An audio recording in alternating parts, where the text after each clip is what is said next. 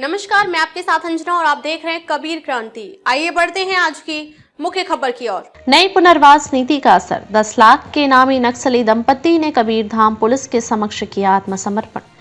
छत्तीसगढ़ सरकार की नई पुनर्वास नीति की सफलता, नक्सली दंपति को मुख्य धारा में लाने का प्रयास।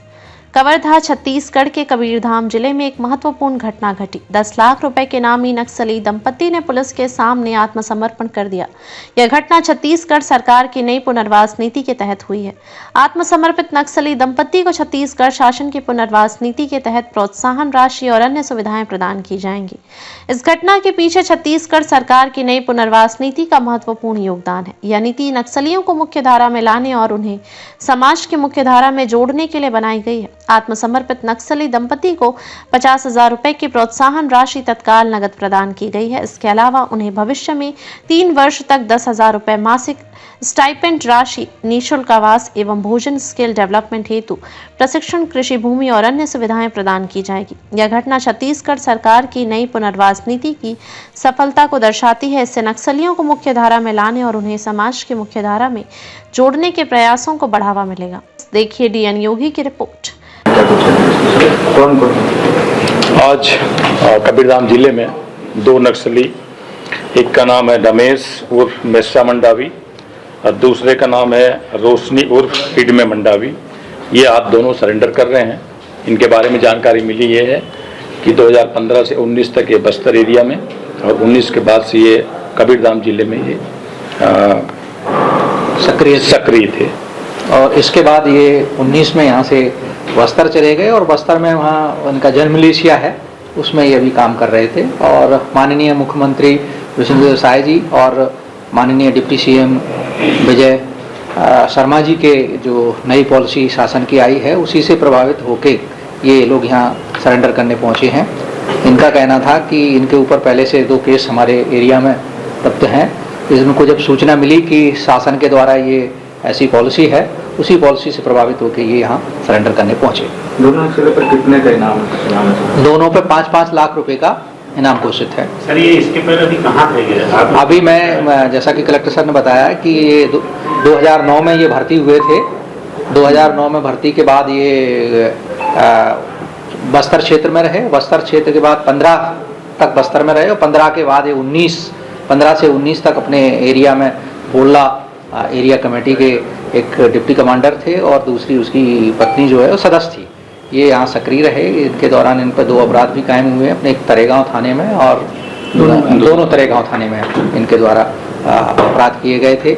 चूँकि अभी बस्तर एरिया में ये काम कर रहे थे और ये इसको मैं आपको बताना चाहूँगा कि ये हेडमा के गाँव के रहने वाले हैं दोनों लोग और हेडमा के ही समय ये अपने उसमें दलम में काम करना स्टार्ट किया।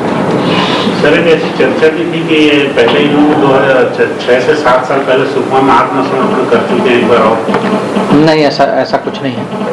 ये जिले में भी नक्सलियों की क्या स्थिति है? जिले में हमारे यहाँ जो बोडला एरिया कमेटी था वो लगभग नस्तानाबूद हो गई है। वो बिल्कुल सारे लोग इसके कोई अभी सक्रिय नहीं है। जो हैं उनमें से ज़्यादातर हम लोगों ने पहले भी सरेंडर कराए हैं और ये दूसरे खेप में सरेंडर हैं। 1 बचे हैं तो वो इस क्षेत्र में नहीं रहे। बहुत से कैंपों में भी बलों की संख्या कम की जा रही है। बलों की संख्या कम नहीं की जा रही है। कभी चुनाव के लिए बल थोड़ा उधर जाता है, बाकी सारे कैंपों में बल पर्याप्त है और हमारा एक नया कैंप भी बंदूक होना खुलने जा रहा है। सर, ये जैसे बस्तर में थे, अभी कवर्धा आके इनको आत्मसमर्पण का उद्देश्य क्या रहे? चूँकि कवर्धा में इनके ऊपर 2 अपराध कायम हुए। क्या संख्या होगी? ये थोड़ी सी कह पाना कठिन है कि कितनी संख्या होगी। ये संख्या घटती बढ़ती रहती है। और ये उन्होंने कोई हथियार वगैरह भी सरेंडर किया है?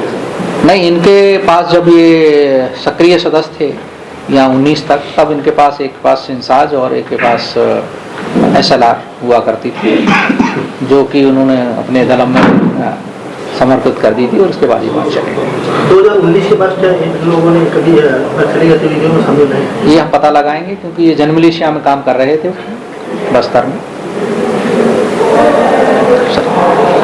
शासन की पुनर्वास नीति के तहत अभी 25,000 इनको दिए हैं और वो भी जो भी प्रावधान है पुनर्वास नीति का, उसके तहत इनको जो लाभ मिलेगा। ताकि ये मुख्य धारा में लौट सके।